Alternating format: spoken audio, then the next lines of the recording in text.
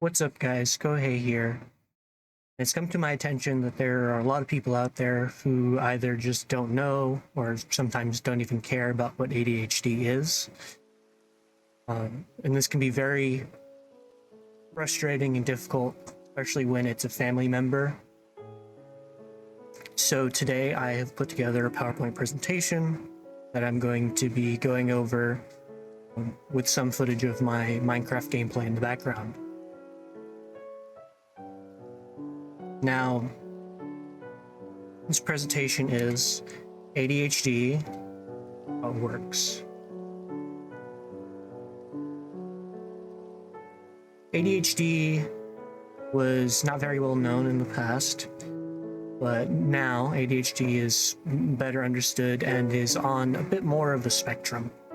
But some old words used for ADHD was, of course, like they've called it ADHD for forever. But there was also ADD, which was for a very long time that was considered completely separate from ADHD.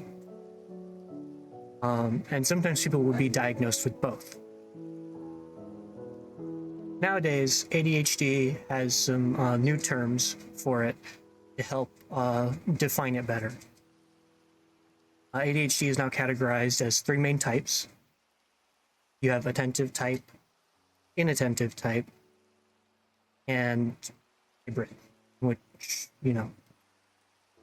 attentive type ADHD is the most well-known type. Comes with the usual symptoms. You get hyperactivity, low attention span, hyperfixation and hyperfocus on like specific things just kind of randomly. Inattentive type ADHD is not very well known, but it is the new name for ADD, and it comes with some not so favorable symptoms like lack of focus and lack of motivation. Hybrid type ADHD is mostly diagnosed when a person experiences a mix of symptoms from both attentive and inattentive type ADHD. You exist on a spectrum where you experience more attentive type symptoms or more inattentive type symptoms and all of that. ADHD sometimes, regardless of type, some common symptoms. These symptoms are stuff like anxiety, paranoia, and rejection sensitive dysphoria. And you may be wondering, what is rejection sensitive dysphoria, or RSD? RSD is a symptom that is relatively common among people with ADHD. It's often caused by a mixture of anxiety and paranoia due to overthinking. An example of RSD, at least in my experience, would be something like what happened recently to me, where I found something on the internet that I really liked, and I presented it to someone else, and they didn't really like it. They didn't go off or be really aggressive about saying, "Oh, I hate that." They just said, "I don't really like that." And it made me feel absolutely horrible for very little reason.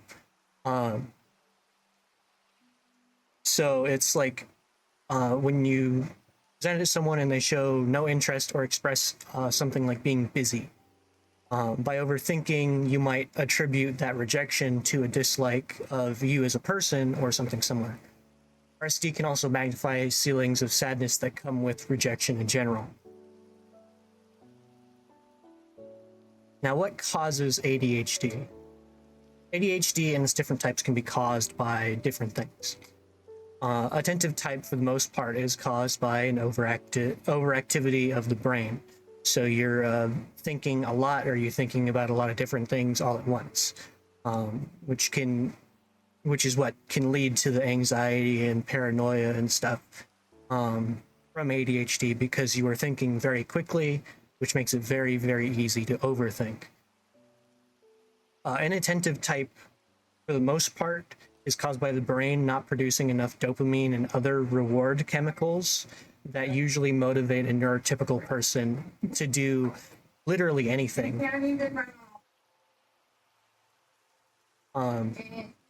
Everything from taking a shower to even just feeding yourself. Hybrid type, for the most part, is caused when a person is suffering from both of those things, often in varying ways. So, like, for me personally, I am most likely hybrid type. I haven't been re-diagnosed since they did this, like, recategorization, but I was diagnosed with ADHD and ADD, and I suffer from the low attention span and like the hyperactivity and all of that. And I also suffer pretty majorly from the lack of motivation and stuff that comes with the inattentive type of ADHD.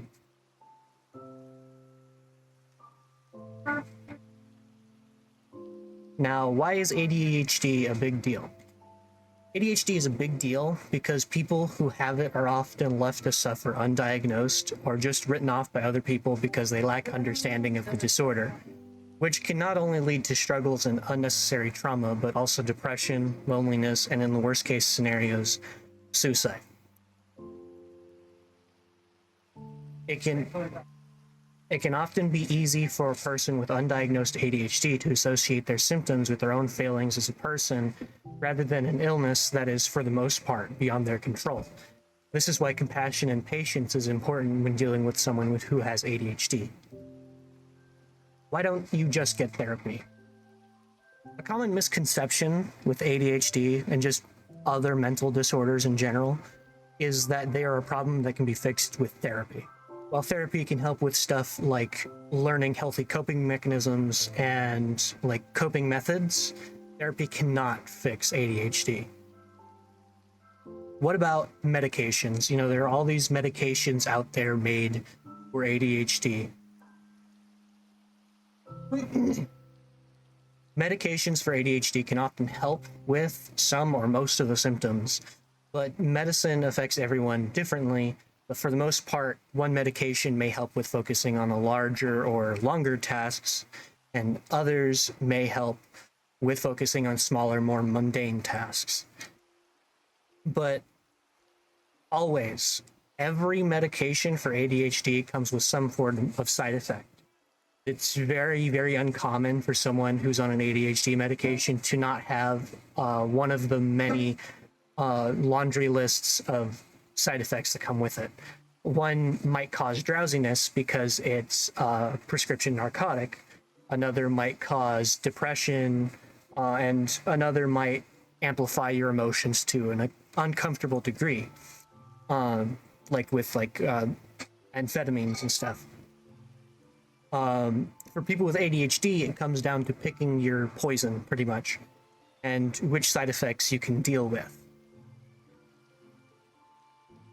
What about a cure?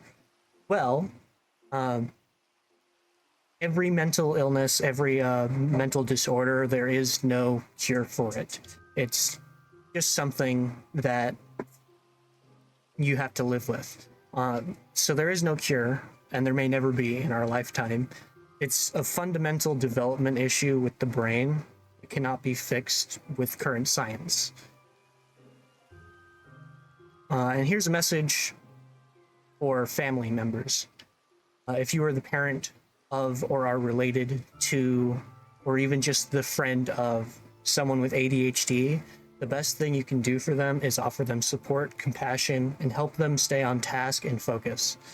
A good way to motivate someone with inattentive type ADHD is to offer tangible rewards for doing things and completing tasks, even if those tasks are just standard everyday things like taking a shower or making lunch. I may not have much of a support system myself, but that doesn't mean that you should be the reason that your friend or family member doesn't have one either. And a simple way to avoid triggering RSD can be to use more specific language, and instead of saying things like maybe later, try giving an actual time, or just be more specific, like I'll look at it when I'm done with this conversation or something like that. So I hope this has helped some people understand what ADHD is, and hopefully, you'll be able to understand the struggles of people who have ADHD better. Of course, there's a bunch of stuff that isn't known about it, and some of what I've written here is mostly just from personal experience.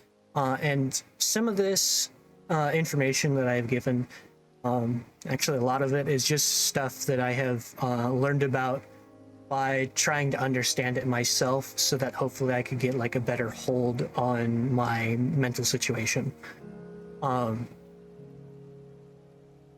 And like stuff like with the side effects, I have recently been been prescribed Adderall for my ADHD, and it works pretty well. I mean, like, obviously, because it only took me a couple hours to make this presentation instead of a few days. But the biggest side effect I experienced with it is, as I stated in an earlier slide, is it magnifies my emotions to a degree that's completely uncomfortable. But that is, I am much more suited to dealing with that rather than dealing with something else.